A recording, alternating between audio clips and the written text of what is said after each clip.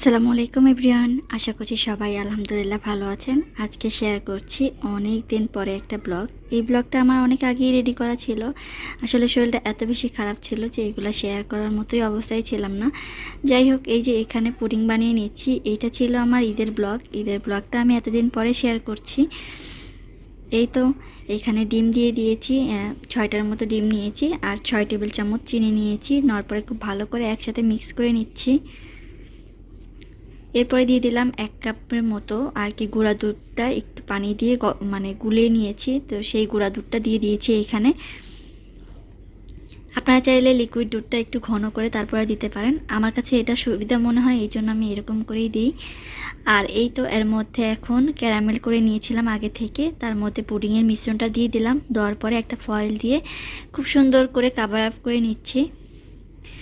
আর এভাবে করে যদি পুডিংটা বানানো হয় দেখা যায় বেশি টাইম লাগে না, 40-35 মিনিট টাইমের মধ্যেই হয়ে যায় পুডিংটা। একটা পাতিলের মধ্যে কিছু পানি দিয়ে দিয়েছি, তারপরে একটা স্ট্যান্ড দিয়ে দিয়েছি, তারপরে পুডিংয়ের পাতিলটা দিয়ে দিলাম। দেওয়ার পরে এখন ঢাকা দিয়ে রেখে দিব 40 মিনিটের মতো। এদিকে পুডিংটা হচ্ছে আর এই পাশে হচ্ছে আমি রোস্ট রান্না করার জন্য রোস্টের সব কিছু গুছিয়ে নিচ্ছি। দিয়ে দিচ্ছি একটুখানি ফুড কালার। এই তেলে পেঁয়াজ বেরেস্তা করে নিয়েছিলাম, এই তেলটা দিয়েই আমি এখন রোস্টের যে পিসগুলো সেগুলো ভেজে নিব। লবণ আর একটু ফুড কালার দিয়ে রোস্টের পিসগুলা ভেজে নিচ্ছি। হালকা ব্রাউন করে ভেজে নিব যাতে করে খুব সুন্দর একটা কালার আসে। সবগুলো রোস্টের পিস একটু ব্রাউন করে ভেজে নিয়েছি, এখন উঠিয়ে নিচ্ছি।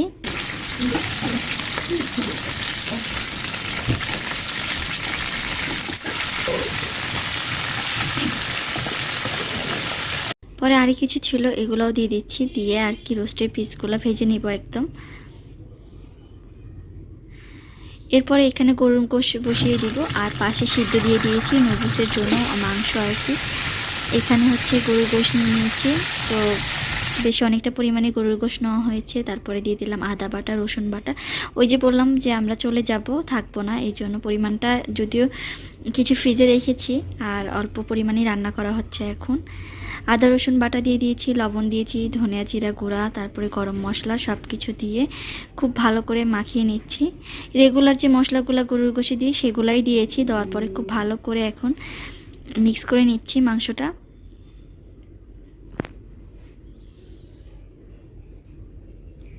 এখন বেশ অনেকটা পরিমাণে তেল দিয়ে আর কি গরুর গোশটা মাখিয়ে নিব।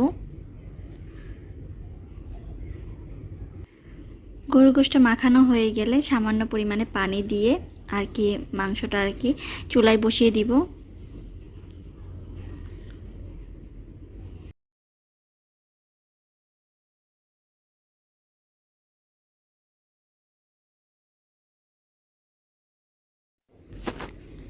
স্বপ্ন থেকে চিনিগুলো চাল বাসমতি চাল নিতে চেয়েছিলাম, খুব সুন্দর করে প্যাকেট ট্যাকেট করা ছিল, নিয়ে চলে এসেছি। বাসায় এসে দেখি এটা চিনি গুঁড়া চাল ছিল, আর চেঞ্জ করতে যাওয়া হয় নাই, ভাবলাম এটাই বসিয়ে দিই।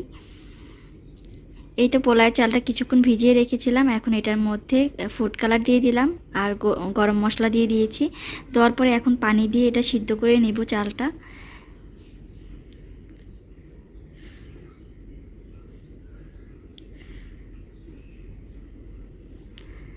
চালটা 90% অথবা 80%-এর মতো কুক করে নিব। নেওয়ার পরে তারপরে হচ্ছে আর কি নামিয়ে নিব। মরিচের গুঁড়োটা একটু কম হয়েছে মনে হচ্ছিল, এই জন্য আরেকটু মরিচের গুঁড়ো দিয়ে ভালো করে একটু কষিয়ে নিচ্ছি, নাড়াচাড়া করে নিব আর কি। আর এদিকে জর্দার চালটাও সিদ্ধ হয়ে গিয়েছে, এখন এটাও নামিয়ে নিব। বেশি করে ঠান্ডা পানি দিয়ে এখন এই চালটা পানিটা ঝরিয়ে তারপরে হচ্ছে ঠান্ডা করে নিব একদম। আর এটা কিন্তু খুব তাড়াতাড়ি ঠান্ডা করতে হবে। আর এদিকে শিরাও বসিয়ে দিয়েছি, আমি যতটুকু পরিমাণে চাল নিয়েছি তার থেকে 1 কাপ পরিমাণে কম হচ্ছে শিরা দিয়েছি, কারণ মিষ্টিটা আমরা একটু কম খাই আর এটাতে জর্দাতে অনেকগুলো ড্রাই ফ্রুট যাবে, এই জন্য দেখা যায় যে মিষ্টি এমনিই হয়। এখানে দিয়ে দিয়েছি তেল অনেকটা পরিমাণে, আর দিয়ে দিলাম হচ্ছে ঘিটাও অনেকটা পরিমাণে দিয়েছি, একদম পুরাটা আমি ঘি দিয়ে করি নাই। তারপরে দিয়ে দিলাম বেশ কিছু গরম মশলা। দেওয়ার পরে জর্দাটার মধ্যে দিয়ে এখন চুলায় এভাবে করে বসিয়ে রাখবো, অথবা রাইস কুকারে বসিয়ে দিতে পারি। এরপরে দিয়ে দিলাম মালটার যে রসটা ছিল সেইটা একটা অর্ধেকটা মালটার রস দিলাম আর অর্ধেকটা এভাবে করে কেটে কেটে দিয়ে দিয়েছি। এটাতে খুব সুন্দর একটা অরেঞ্জের ফ্লেভার আসে আর খুব ভালো লাগে খেতে আর কি। এভাবে করে চুলায় রেখে দিব।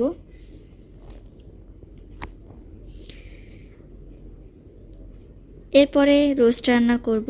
এই যে রোস্টের জন্য এখানে ঘি দিয়ে দিয়েছি আর দিয়ে দিলাম পেঁয়াজ বেরেস্তা, একদম হাত দিয়ে একটু ভেঙে নিয়েছি। নেওয়ার পরে এখানে কাজু, কিশমিশ, তারপরে হচ্ছে দুধের স্বর, জয়ফল, জয়ত্রী, সব ধরনের মশলা, শাহি জিরা, পোস্ত সব কিছু একসাথে মিক্স করে নিয়েছিলাম, সেটা দিয়ে দিলাম আদা রসুন বাটা, দিয়ে দিলাম গরম মশলা, জিরা গুঁড়া, ধনিয়া গুঁড়া। পরিমাণটা আমি বলছি না, এভাবে করে দিয়ে সব কিছু আমি একদম মিক্স করে নিব। আর এই রোস্টটা খেতে আমার কাছে খুব ভালো লাগে, আমার কাছে না, আমার বাসার সবারই মোটামুটি ভালো লাগে।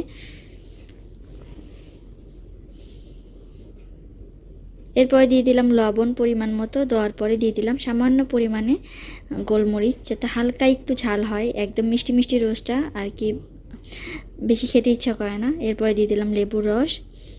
সবশেষে যেটা দেবো, রাঁধুনি রোস্টের যে মশলাটা থাকে সেটার থেকে হাফ অংশ দিয়ে দিলাম, কারণ এটাতেও খুব সুন্দর ফ্লেভার আসে, একদম রোস্টটা পারফেক্ট হয় আর কি।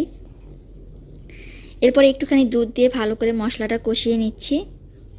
আর এটার কালার কিন্তু খুব সুন্দর সাদা সাদা হয়েছে, একদম কালচে হয় নাই কিন্তু। দিয়ে দিলাম পরিমাণ মতো চিনি, দেওয়ার পরে আবার একটু নেড়ে চেড়ে নিচ্ছি। এবার হচ্ছে চিকেনগুলো দিয়ে দিব, যে ভেজে রেখেছিলাম সেই চিকেনগুলো। আমি চিকেনগুলো দিয়ে একদম কুক করে ফেলবো না, মোটামুটি বলক চলে আসলে, হালকা একটু সিদ্ধ হয়ে গেলে আমি নামিয়ে এটা ফ্রিজে রেখে দিব, যখন কালকে ঈদের দিন কালকে বের করব। এরকমভাবেই আমি রান্নাটা করে রাখি আর কি। 1 কাপ পরিমাণে দুধের মধ্যে 2 টেবিল চামচ ঘি দিয়ে আমি গরম করে নিয়েছিলাম, সেটা দিয়ে দিলাম এখন। আর এটাতে খুব সুন্দর ফ্লেভার আসে, চটপটি, লাচ্ছি সেমাই, আরও অনেক কিছু হবে। যাই হোক, আজকের মতো এই পর্যন্তই। আল্লাহ হাফেজ, আসসালামু আলাইকুম।